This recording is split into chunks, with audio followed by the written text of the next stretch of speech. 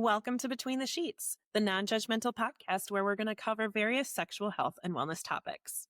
I'm your host, Dr. Stephanie Zwonitzer. I'm a urology and sexual health nurse practitioner, and I love helping my patients and listeners discover and develop their most satisfying sexual experiences.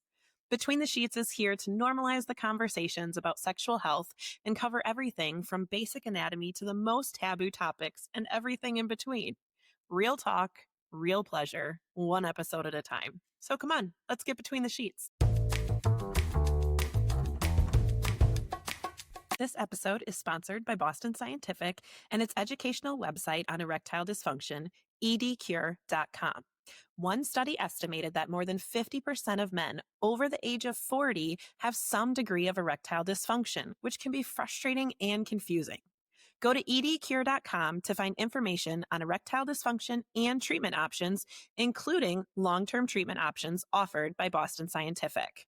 Boston Scientific does not endorse any statements or opinions expressed during this episode. Hey, everybody. Welcome back to Between the Sheets. I am happy to have you with us again today. We have a fabulous guest from the women's health arena of life. She is an expert in all things women's health. Welcome, Kirsten Karchmer. It's nice to have you. Thank you so much. We just had a quick pre-call and it was already, I know we're going to have a great conversation. So everybody should listen up. Yes, I am excited for it. So tell everybody a little bit about what you do in the women's health area and kind of your background. Sure. So I was one of the first reproductive acupuncturists in North America. I spent 20 years working with over 10,000 infertile couples. Wow. Because in Chinese medicine, infertility is really, we're never treating infertility, we're treating everything else that's causing the infertility. So that gave me a lot of experience with miscarriage, PCOS, endometriosis, really any hormonal or menstrual related issues. Yeah. And then in 2018, I read a study that less than 3% of couples could afford fertility treatment.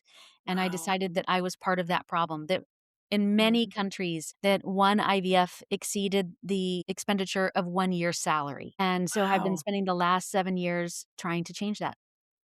That's amazing. That's amazing. I have friends who have gone through IVF and it is very disruptive financially to their goals, their plans. And so I think that's amazing that you're helping with that. Thank you. Yeah, that's awesome. Tell me a little bit about your work that you're currently doing with couples and individuals.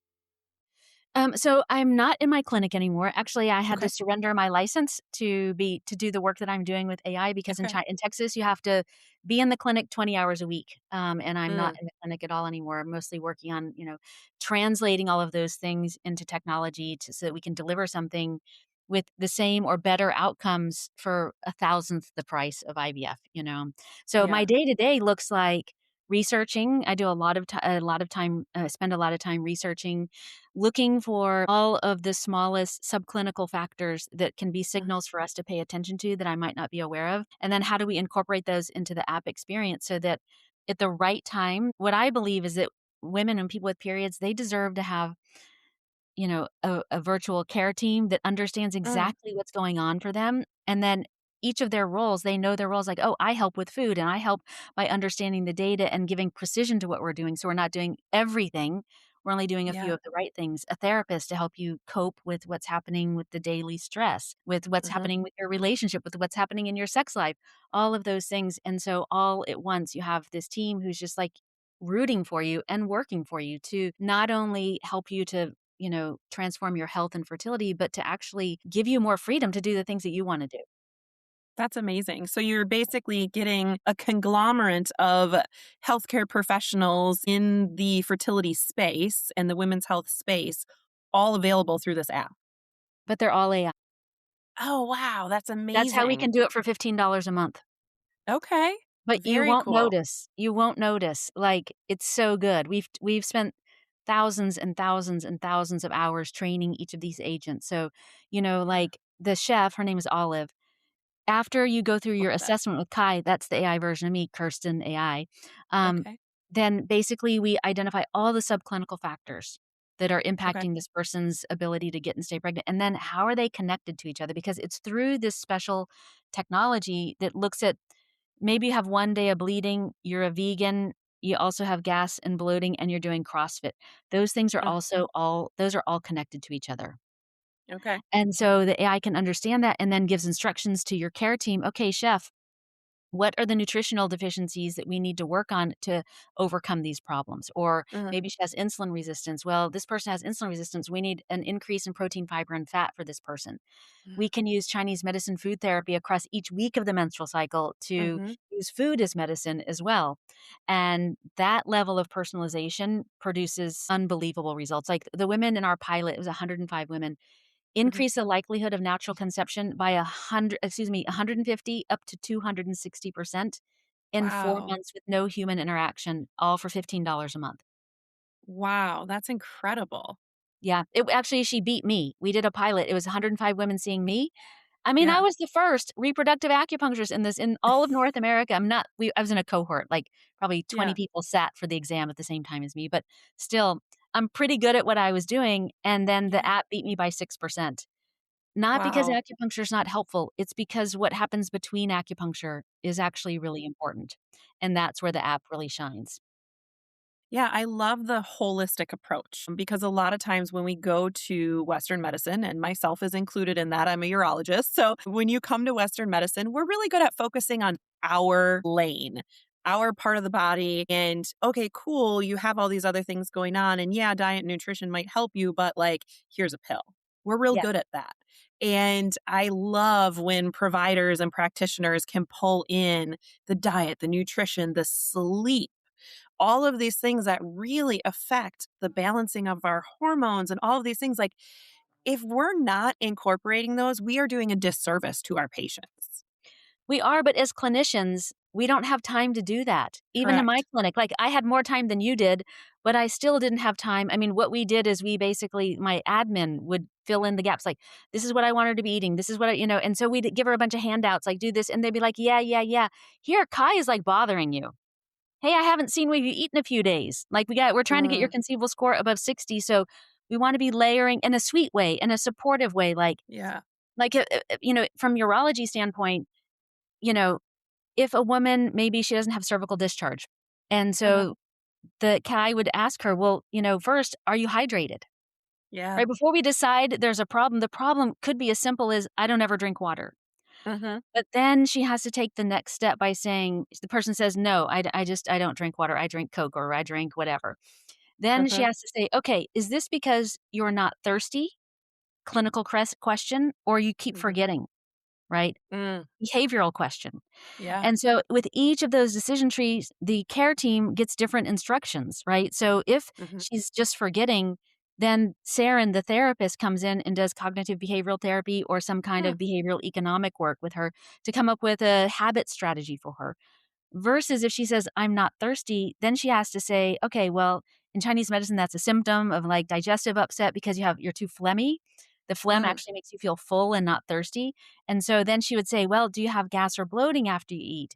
Do you mm, feel like, when you eat, do you feel satisfied with the food? Do you have mucus in your stool?" All these things. So then we have to go back to like the clinical part. So that's how those yeah. pieces are all trained to work with each other and interact.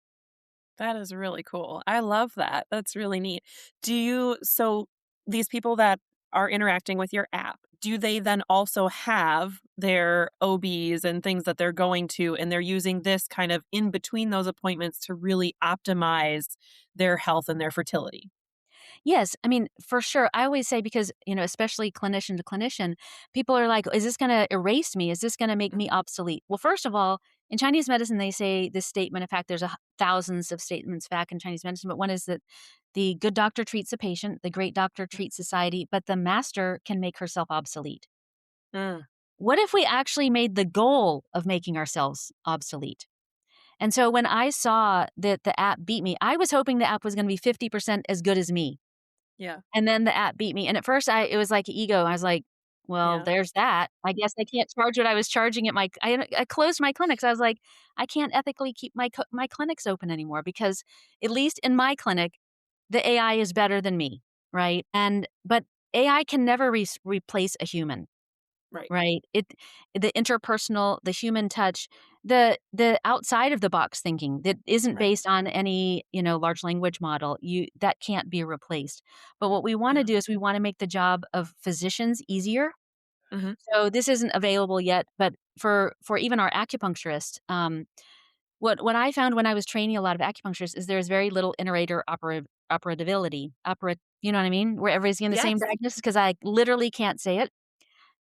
And you know what I want, so in not in this version of that, but the next update, the acupuncturist will be able to just go in and talk to AI me.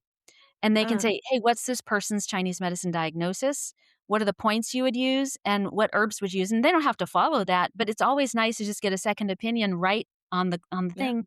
And especially you have a lot of acupuncturists who aren't trained in reproductive medicine. They're just Mhm. generalists who don't have the skills to actually Yeah. get the job done. In fact, I would mostly say in that situation it's largely a waste of money because it's not the same. Do you know what I Yeah. mean? And so we wanna look for those opportunities. And so things that we can do is building reports for physicians. Mhm. Also being able to say, like, I think that Conceivable because ultimately Conceivable won't only be for fertility, it'll be from age 7 to 90. Okay. Every single thing that might be happening around reproductive health for a woman from pre-period until death. And Wow. that virtual care team even will age with her. So if your daughter is 7 years old and she starts using, I'll be 7 and the care team will Mm, be 7. And then they will build a relationship with her over however long she's with us so that maybe she starts when she's 7 and now she's 25. I'll be dead by yeah. then probably. But and she says, "Kai, I duplicated myself." She'll say, "Kai, I think I just got married. We want to try and get pregnant. What do I need to do to get ready for this?" Mhm. Kai and the team can look back through her whole since age 7 and say, "Well, you got your period at 11. That's perfect. You had some bumps in the road, but then your cycle really regulated. But then when you went to college, it got really dysregulated and we haven't really gotten it back on track. Let's Mhm. do that now." Yeah. That's the kind of care that I think that all women and people with periods deserve. Yeah, I agree with you. It's a much better approach than the segregated sections that you can get in conventional medicine. So that's really fabulous. What are a couple takeaways that our listeners could take from you? Advice that would come through the app if they get it, right? So, what are a couple things that if somebody is struggling with infertility right now? They're just getting new to the app. What are a couple things that they might learn right off the bat that they need to work on? Oh my gosh, so many. And to be fair, we did the pilot. We pulled that like the pilot was with an MVP that I wasn't satisfied with like releasing to the public. So the new version of the app will be ready in about 7 weeks. So people can't Okay. if this airs before that, they'll have to wait just a little bit, but they can get on Okay. early access. One of the things that they will learn is that women have been told a lot of misinformation about ovulation tracking and prediction. Okay. I really, really, even though we are a tracker, we know that, but we don't stop there. We know from the clinical data that tracking does not change outcomes. Mm. Weight Mhm. tracking, fitness tracking, even food tracking does not change the outcomes. Data doesn't change anything. Using a period tracker or a fertility monitor, these expensive ones, may increase. You can capture ovulation. That's not that Mhm. hard to do. You actually don't need a device for that. But more importantly, there is not a single bit of data that shows using a fertility monitor increases your chances of delivering a baby. What that Mm. means to me is that fertility monitors increase your chance of having a miscarriage, Okay. right? Because it helps you to Yeah. get pregnant, but it doesn't do anything to help you to stay pregnant. Stay pregnant. And Sure. if we have a woman who has a 70-day period, right, between periods, she's Mhm. ovulating on day 55. Okay. Once we get past cycle day 20, the egg is declining, Mm. right? It gets to its apogee of, fertilizability. And Mhm. once we get to cycle day 20, the body's like, I guess we're probably not going to use this. And then it starts to break down. And which shows we know that having cycles that are longer than 20 days are associated with significant higher miscarriage risk. This is Hmm. why if your fertility monitor isn't setting up a big pop up as soon as you say you have a 70-day cycle and saying, hold on, Yeah. before we start trying to capture ovulation, let's figure out why your cycle's so long and fix it.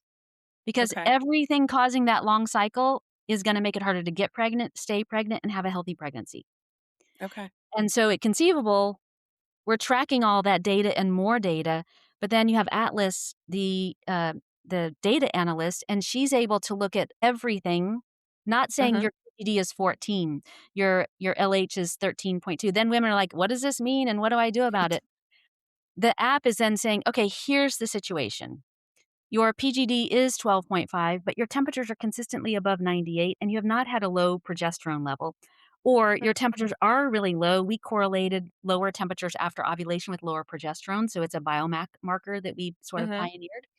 And so what she would be saying is like your temperatures are still low after ovulation. They're still 97.6. I'd like to get them above 98 so we're sure there's enough progesterone.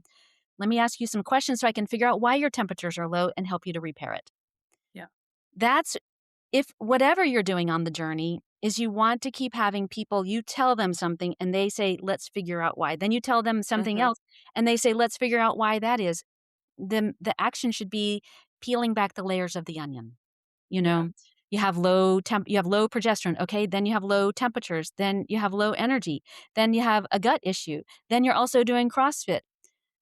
None of those are causing you not to get pregnant. All of those are causing you not to get pregnant.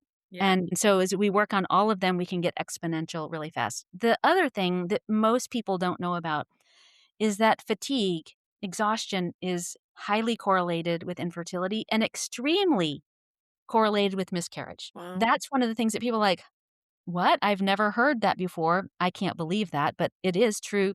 Yeah. We interviewed 16,000 women last year. The first question we always ask, and Kai asks it too, is what's your energy on a 1 to Mhm. 10 with no caffeine or exercise for 2 days? On the 3rd day, what do you look like? Mm. And, out of those 16,000, 80% said their energy was 6 or below. Yeah. 80%. Wow. 40% were 4 or below. Wow. Those people are not Yeah. getting pregnant, but Right. it's not a catastrophe, and those people are not the people who should jump into IVF. It is unlikely to be successful. Making Mhm. humans is very resource dependent. Mhm.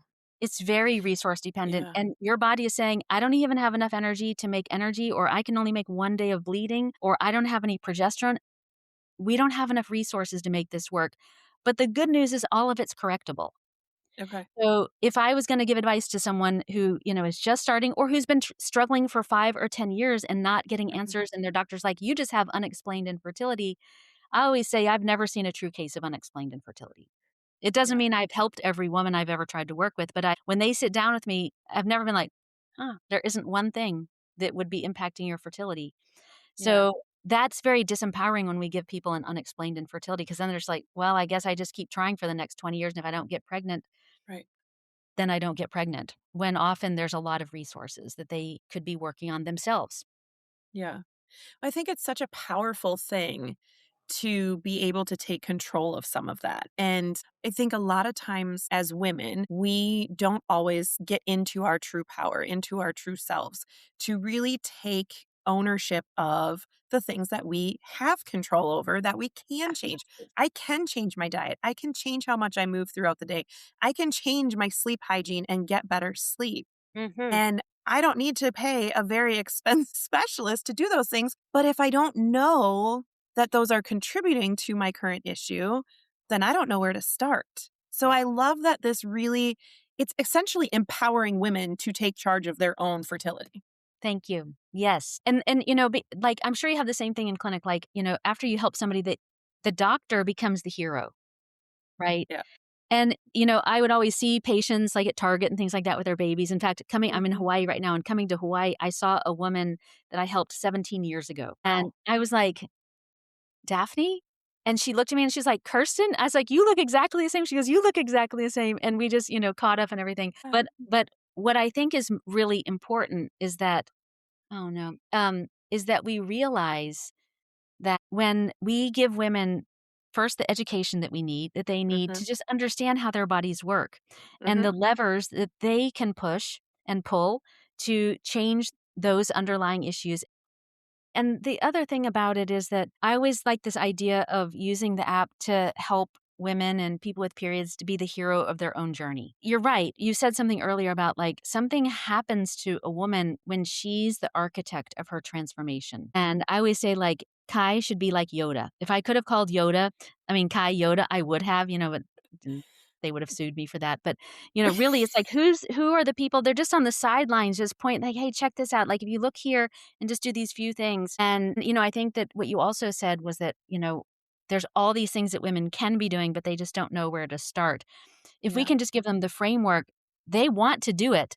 it's Mhm. often there's just too much, confusion, and we haven't tied the why to enough of it. Like, I Mhm. know I should sleep more, but I mean, I seem like I'm doing fine with 6 hours of sleep or whatever. I think there's Yeah. a lot of that that goes on. Yep. So the other piece of it is that when we help women to be the heroes of this journey, they become transformed kind of mothers. And now they're transmitting who they've become through this experience as mothers to their offsprings and to their families. So then it allows us to then have a generational impact, which for me is pretty inspiring. Yeah. Yeah, that's amazing. I love that. It is really it's interesting because I think that sleep is probably the number one thing that in my patients, male and female, they don't understand how imperative sleep is to our overall health. Balancing our hormones, letting the neurotransmitters grow at night, letting our body calm down and reset itself overnight, the effects on our cortisol, all of these things that affect every aspect of our life.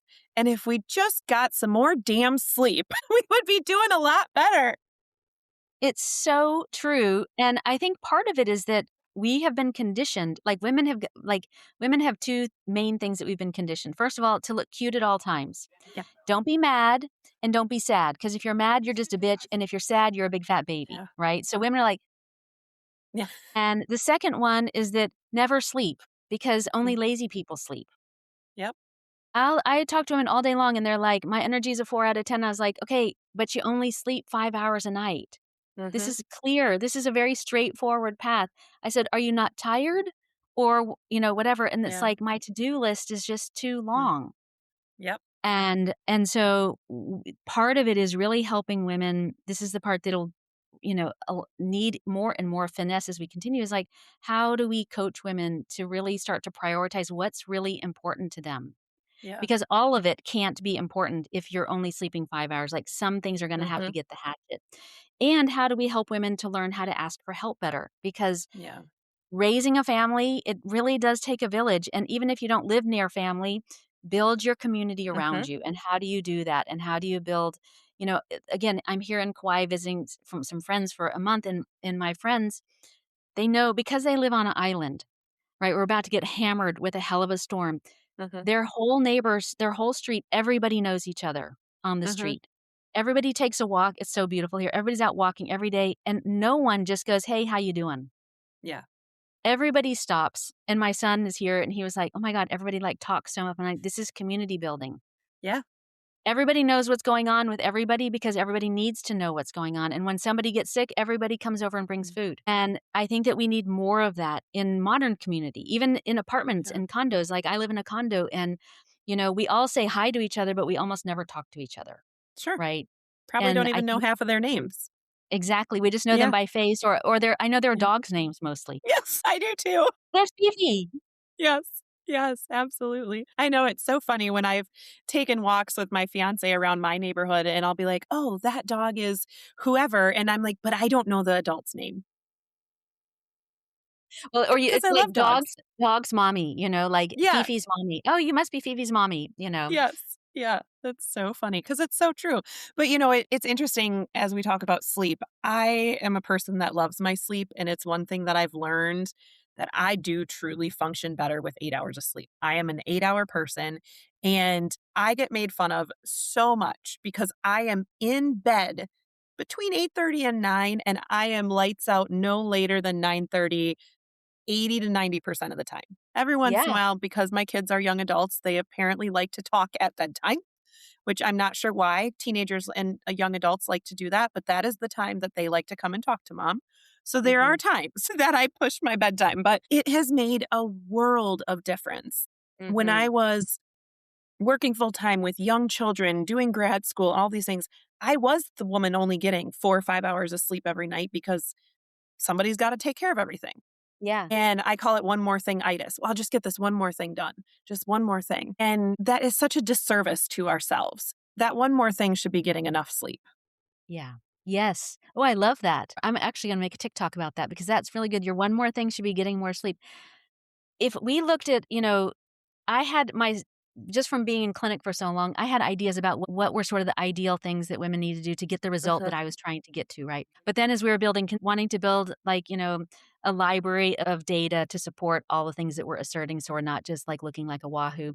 And so we were looking at elite athletes for, like, Mm, what do elite athletes need for optimal athletic performance? And the truth yeah. is, the research shows 9.5 hours Wow. is optimal performance. Not Wow. so you are not even, like, on the edge of getting a lot of sleep. Right. And I tell people, like, I said, the way, at like, once you get your energy up to an 8, then what you wanna do is, like, at some point, you won't be able to sleep 9.5 hours. Mhm, As your nervous system gets restored, as you start doing a little bit of breath work, as you start to I think one of the biggest things that we can teach women is to start paying attention to their nervous system throughout the mm, day, and because you're either in flight or fright or in rest or relax. And when I mhm, started doing research about 5 years ago on heart rate variability and its impact, its use as a biometric for both fertility and adverse birth events in pregnancy, I got really obsessed, and I was using this one particular app, Welltory, mhm, that you can check your HRV, which is, for those of you who don't know, that's heart rate variability. Different mhm. from heart rate, it's a measure of resilience, Okay. and it's one of the best predictors of longevity, but it also tells us a lot what's happening reproductively. And what I saw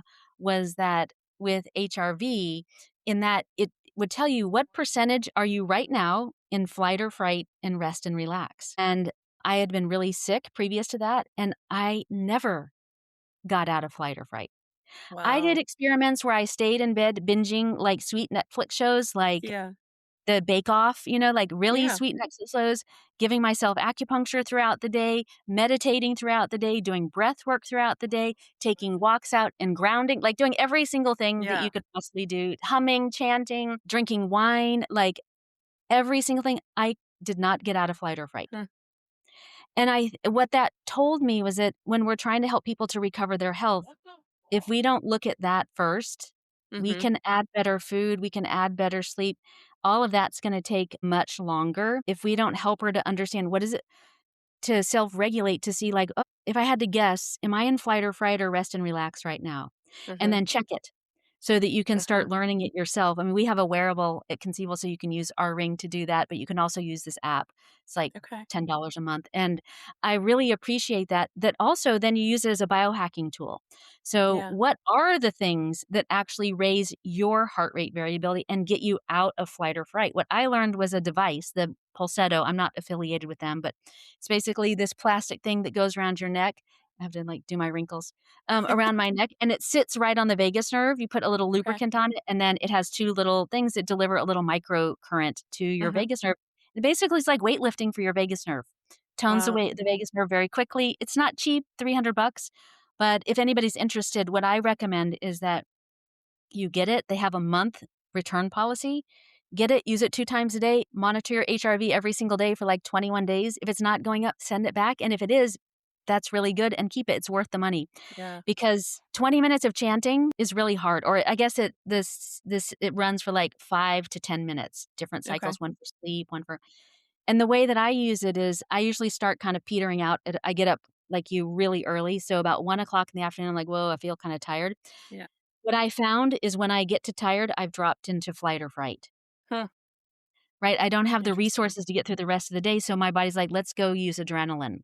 Yeah. So then I decided, well, I'm gonna use the Pulsetto at 12 o'clock Mm. before I crash, and then Okay. it eliminated that crash, both the energetic crash and also the crash of my HRV and going into flight or fright, and then again before bed to try to get the deepest and most restorative sleep possible. Mm. That's I really actually interesting. I like that.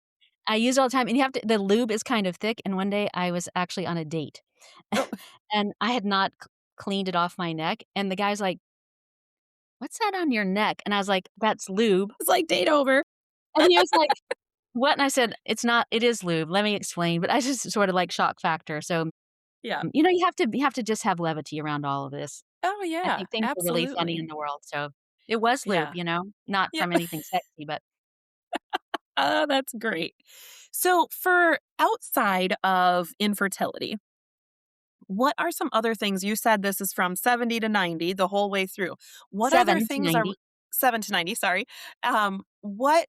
What all other issues are you looking at and helping women with besides infertility? Really whatever I mean, any sort of anything that I wanna say anything related to menstrual health. Okay. So we like to see like a what I call a conceivable cycle, which is the cycle in which both from the peer review data and my clinical experience where people are most likely to get pregnant. So they Okay. have a 28 to 32 day cycle. They ovulate on cycle day 14 to 16 with clear, stretchy cervical discharge. They do not have PMS. They Mhm. do not have cramping. They do not have clotting. They have fresh red blood for 4 days. They soak a tampon about every 4 hours, not more or less. Their energy is 8 out of 10, and their temperatures get consistently to the 90s after ovulation. I do that exact thing every single time I say that. I literally can't not move my Yeah. hands. So say if she's 7 years old, obviously she hasn't had her first period. I have a one TikTok that's about periods, and that's about 300,000 girls who have not had their first periods asking questions by the millions. Mhm. I realize that that's where the work has to start. Yeah. Period positivity, body positivity. And the most common questions they asked me was, when is your first period going to come? And how do I make it come faster? So Wow, I they built a want it little, earlier? they do because it's status. The boys start Yeah. paying attention to you. You get boobs, you get taller, you get curvy. You're not a little baby anymore. You're becoming a Yeah. woman. It's a status thing. They don't know what but they're also terrified. So they're like, Sure. when's it going to come? How bad is it gonna be and what do I do? And so I was like, well, this should be part of the app because what we wanna do is I built a predictive analytics tool so Mhm. they can, get an assessment. We'll predict their first period based on the metrics that are Hmm. predictive of first onset of puberty, I mean, of menstruation. But then what I would tell the girls in my TikTok is they'll say, "How do I make it come faster?" And I was like, as a mother, I'm like, "I can manipulate a little bit here." I was like, "Well, Yeah. your period is a reflection of how much your body likes how you're taking care of it, how much rest you get at night and the quality of the rest, how much stress you have in your life, which you don't often have control over, but you do have control over how you manage and cope with it. We can help you with that. Mm. The food, the quality and the food that you eat, the how well you digest it, gas, bloating, Mhm. fatigue after meals, your energy levels, and even the chemicals that you put on your skin. Because my daughter, I have a Yeah. 20-year-old, her bathroom has 3,000 products, not literally, but Yes. I'm like, "Baby, this is" because she's like, "Your skin looks so good." I'm almost 60, and I was like, "I use Dove. Yeah. I use Dove and coconut oil on my face." Like, "You're Yeah. getting scammed. You're getting scammed, baby. This is your skin is beautiful. You're 20 years old. You don't have a Yeah. wrinkle. You don't go out in the sun. Like, you don't need it." But Yeah. all of those have so much forever chemicals in them that are Mhm. so hormone disrupting. So all of that and so the young woman will be tracking that, and then we'll be flooding her with content, fun, like cute, kinda TikTok-y kind of content that's like body positivity, period positivity. Gloria Steinem wrote an essay in the '70s, "If Men Had Periods," and Yeah. if you wanna have a big laugh, you'll laugh your ass off, but basically, the premise was if men had periods, having a period would be the baddest ass thing on the planet, Mhm. and men would make us feel bad because we don't have periods, and that's what I wanna restore. Yeah. I want It's girls. interesting. Go ahead, finish. It's interesting. We just, when we're recording this, we just finished the Olympics a couple weeks ago, and the gold medalist for women's figure skating made a comment about that she was on her period at the time that she won her gold medal and how difficult it was because of her cramping and these kinds of things. And the comments that came out of that were so negative and like, keep Asshole. that to yourself. We don't want to know that. And I'm sitting there like, this is fabulous. Tell someone that because the days that I have cramping and stuff, it is a lot harder for me to focus at work, for me to stay on task. And this girl just went and flipped herself around on some little ice And skates one. and won a gold medal. And you're going to complain that she made a comment about doing it while on her period? Hell yeah, girl. Go for it. What's that? I am woman, hear me roar. I agree. Well, we talked about this in the pre-show. Like, so often hosts will ask me, "Is there anything that's going to make you uncomfortable to talk about?" And I was like, "I hope you ask me things that make me feel uncomfortable." This is why women's health is in the state. This is why Hmm. so many women can't get pregnant because we can't even mention that we're on Yep. our period without getting like scammed. Not Yeah. scammed, but like what do you call it? Trolled on social Yeah. media. Yeah. It's really, so often because, people will ask like, "What do I do for the living?" And then, I'm talking about periods and menstrual clots and like, "Whoa, whoa, too much We're good. information." Like, I was like, "Listen, what you've forgotten is that women are the future of the species, and Yeah. without that gross thing called their period, everybody dies in the next generation. Like, there's no Yep. future." And instead of I wrote a book about periods. about 10 years ago called Seeing Red, and the first part of it's sort of a manifesto on all of that we're talking about, but my publisher's like, "We want you to tell them how to fix periods." I was like, "That's the boring part." Yeah.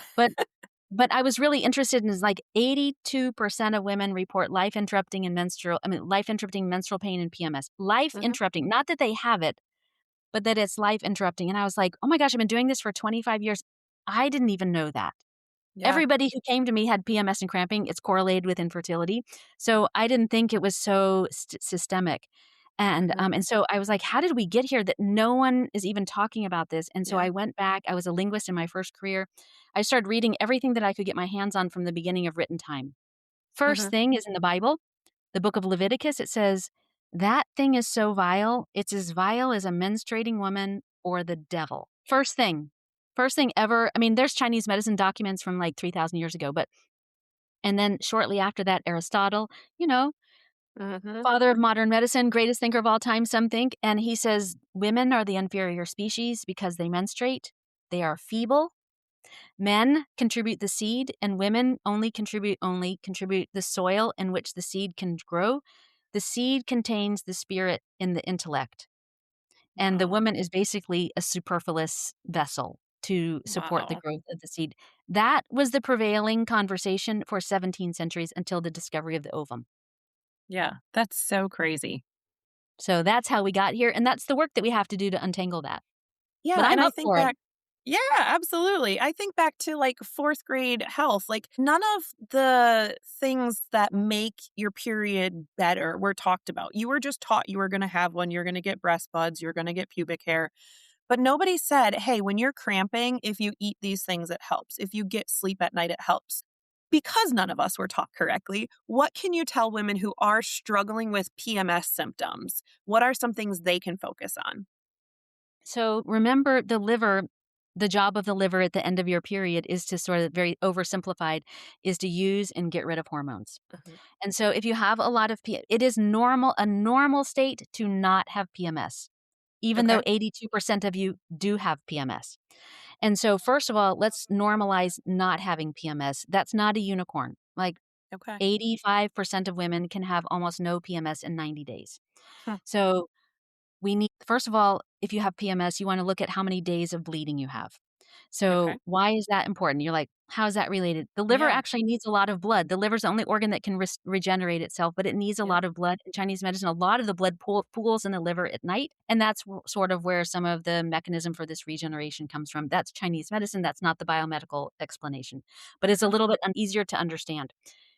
When when you see somebody who has like 1 day or 2 days of scanty bleeding, they are almost always gonna have really bad PMS, and Hmm. often those same women will have PMDD, which is the more severe hormone sensitivity, which 1 in 3 of those women will try to kill themselves over it. That's how bad it is. Wow. So, but what we found is that when we improve, if we find why there isn't any blood and we Mhm. improve that by improving whatever the reason is, it's often overexercise, diet isn't quite right for you, or digestion isn't allowing you to break that food down, convert it into the building blocks for making marrow, for making blood, for making a Mhm. lining. If you improve that, then the liver is basically, we would say, better nourished, starts functioning better. Okay. You can see the PMS in your basal body temperature chart because you'll see the more like the less PMS, more stable line, more Mhm. PMS, right? Because hormones are often Okay. pulsatile. You'll see this up and down across there. And you'll see a correlation as your PMS is getting better. The delta between the highs and lows starts getting smaller and smaller and usually takes about 90 days. Energy is really important with PMS as well. Think of your liver as the flight attendant for your hormones. And so the flight attendant, when it has good energy, it's like you go here, you go here, you go here, directing your energy where it should be going. And when it gets stuck, you get more PMS, more irritability. The liver doesn't function as well. Mhm. So if you have PMS, look at your menstrual blood, and not only scanty bleeding, but say you have a lot of clotting and you bleed for 10 days. Mhm. That 10 days of bleeding is coming because of the clotting. Mm. Okay. And or a combination of exhaustion, like you don't have the energy to hold the blood, that flooding. But usually you get rid of the clotting, you get rid of the heavy bleeding. So you Okay. can see there's not a direct path. There's also a Chinese medicine formula. Text it. I'll put to you afterwards. It's called Jiawei Xiaoyao San. Okay. It's ridiculously effective for PMS. Okay. Just make sure that you use like a brand plum flour. We used to carry it. It in Braze in my other company, but we're going to transition it. Someday you'll be able to get it from Conceivable, just not right now. We got too much going on to deal Yeah. with this. But Jiaowei Xiaoyusan plum flour, you want to get it made in the US. Golden flour is also a very reputable brand. In China, there's not as tight of regulation. Mm, Often they'll put steroids or antibiotics or even pharmaceuticals in the Chinese medicine formulas, which make them look like they work hella good, yeah. but has stuff in it that you're not signing up for, and it might not be disclosed on the label. Plum flour, golden flour, very, very reputable. And cramping is even easier to get rid of, but you need Chinese herbal medicine that, somebody's gonna have to prescribe for that. Interesting. And it's so interesting. So when I was growing up, I ran track, and our track coach, who was a man, very nice man though, but would always tell us to take iron. But I haven't really heard you talk about iron much, even with that. So are you trying to get that through your diet? Is that not something that we really need? What is up with iron? So it's interesting on social media, there's some creators who are promoting Geritol as a fertility Mhm. treatment. And they Huh. say Geritol is a baby in a bottle. The only thing that I can think of is why anyone has gotten pregnant from Geritol is it has a lot of iron in it. Okay. But the problem is it's super low quality iron. If you're taking a good prenatal, a high quality, it's going to have a huge dose of iron in it. And Okay. if you're taking that plus supplemental iron, you're actually going to have iron overdose, which is quite injurious to our body. We don't want that. Okay. Iron would be this is the Western medical thinking, like not enough blood, give iron. Yeah. The first question has to be why don't if this person is, say, a vegan, Hmm. maybe they need iron, maybe they need B12. Yeah. Maybe they need a methylated B complex. Hmm. Maybe she's exercising too much. Maybe it's a combination. She's tired because she's, anemic, but other things.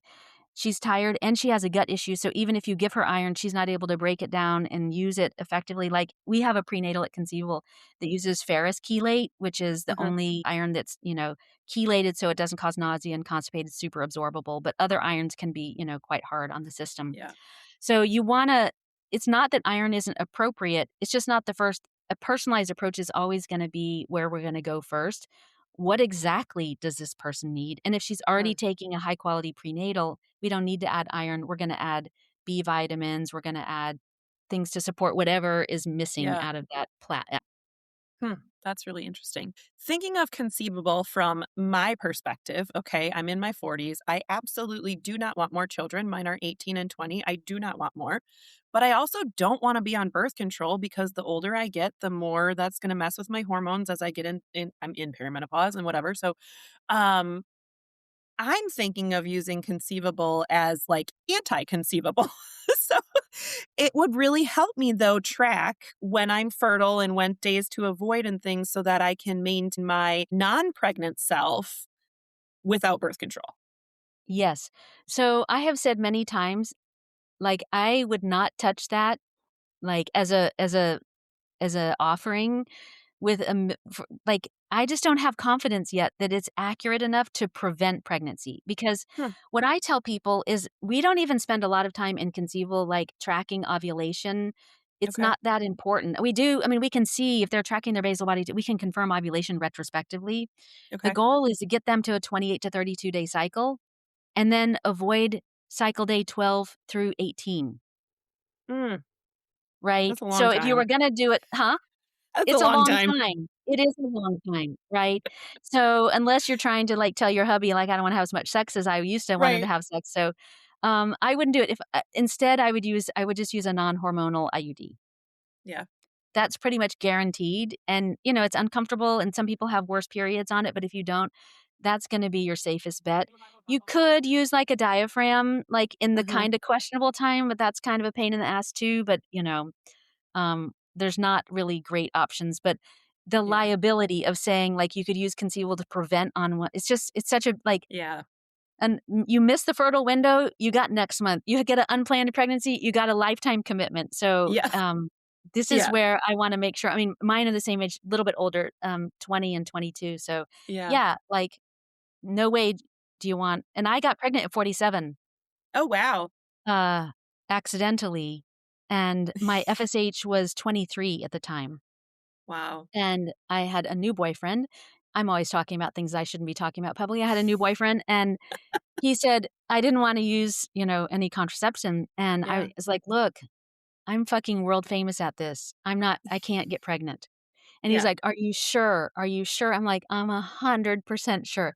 Haven't had a period in yet. My FSH is 23, my AMH is like 0.001. There's 0 chance." Yeah, that Wow. wasn't true. I had a miscarriage.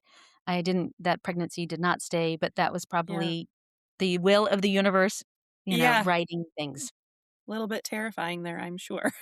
I was like, And I "How am am I gonna?" sure that there are also women out there that would embrace a pregnancy at 47 who maybe have 100%. infertility issues and things like that. So good for them, just not Yeah, us. 100%, Yeah. 100%. I mean, it's like everyone is on their journey and there's the right time and the right place, and even some people be like, "I wish you wouldn't have told that story because that makes me feel bad." Don't let that make you feel bad. No. You're on your own journey, I'm on my own journey, and we don't Yep. have to be in competition about it because it was, easy for me to get pregnant. Well, I've been following my own system for the last 30 years. Like, it's not surprising that Yeah. impacted my ability to still get pregnant with really high FSH and AMH. And so, it's easy to feel like sometimes triggered by those kinds of stories. And Mhm. those are the things I want to work at because when we're triggered by something, we don't have power. Right. When Right. we allow ourselves to be triggered, we give our power to the person that triggered us. And I don't ever want to do that. I want women to Yeah. be like MC Hammer, I always say, like, because when your HRV is very high, your resilience is very high, nothing Mhm. bothers you. Yeah. So, I'm like, when your HRV is high, you're like MC Hammer, like, "Da na na, dun can't touch it," right? You're just untouchable. You're like, somebody says something stupid, somebody says something ugly and you're like, "Whatever." Somebody said to me on one of my TikTok things, like, "Okay, Yoda," and I replied, "That's Master Yoda to you."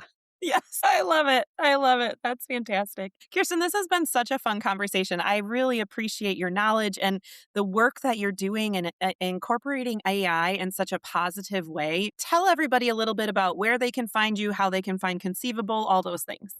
Thank you very much.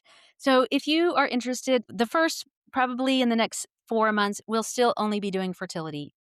If you have anything else going on that you wanna work on, if you can just tolerate her talking about fertility, she has to work on everything, right? She Mhm. has to work on PCOS. She has to work on regulating your period. She has to work on your blood sugar. She has to work on your endometriosis. She has to work on whatever is going on related to your period and hormones. So if you can just put up soon, that'll be new features will be and you'll be able to move into like a PCOS experience, a endometriosis experience, wherever Okay. you are. Menopause experience, postmenopause for me experience. So you can do that. You can go to conceivable.com. Very soon, you'll be able to sign up for early access. So once the app is out, you'll be able to be the first person. You'll get a discount. You can pre-order your Halo ring. It's like the Aura ring, half of the price. Actually, Nice. accurately tracks temperature, and more importantly, is the first non-invasive glucose monitor. Mm. So your blood sugar is really important for your Yes. hormones and fertility. Of those 16,000 women we interviewed last year, nobody knew their blood sugar status. I mean, a handful. Like, is your blood sugar high, low, or normal? Just nobody knew. So I was like, Oh. well, that's important because then if you're wearing the ring and you're trying to get pregnant, you have PCOS and your blood sugar's high, it sends a note to Mm. your chef and says, "Hey, her blood sugar's high. Let's adjust her menus for that." Or if you're pregnant and suddenly we're monitoring your blood sugar and your blood sugar starts creeping up earlier than 6 months, you're in month 2 and suddenly your blood sugar's going up, she sends a note, "Hey, her blood sugar's high. Let's." So we wait 2 weeks to see if we can get it up, sends a note to the therapist, talk to her, see if she's more stressed, if that's impacting her blood sugar. Then if it's not, we send a note to your doctor. And that way we're keeping everybody in the loop. We're doing what we can do to the best of our ability on the wellness factor, and then we give the rest to the doctors with a clean report. This is what we've done so far. This is what worked. This is what didn't. Yeah. You take over and do biomedicine now. That's awesome. I love it. I love it. So everybody's going to find Conceivable soon and get that app and it 15.99 a month. I mean, you can't beat that. You can't get a health coach for that. You can't get a doctor. You can't even pay a copay for that. So this is amazing. You can't, and it's better. I mean, it increased the likelihood of conception by between 150 to 260% in 4 months. No human Amazing. interaction. So, and Amazing. the last thing we're doing that I am actually very proud of because this is one of the hardest things that I had to do. Women who are struggling to working on women are taking supplements. They're taking so Uh-huh. many supplements. Most of them are taking the worst supplements Mhm. that I've ever seen, the lowest quality. They're Yep. going on Amazon. They're like, which is the one that's $8? And then they're Hmm. taking $28 supplements. often taking things like Geritol, Ovasitol, Vitex that are hurting your fertility. And we had a full line of clinical grade supplements, but then when we were recommending them, if I recommended everything that I thought would be beneficial to you, it was like $700 of supplements, right? Yeah. And then that's against everything that I stand for. But at the same time, I don't want you taking $8 garbage.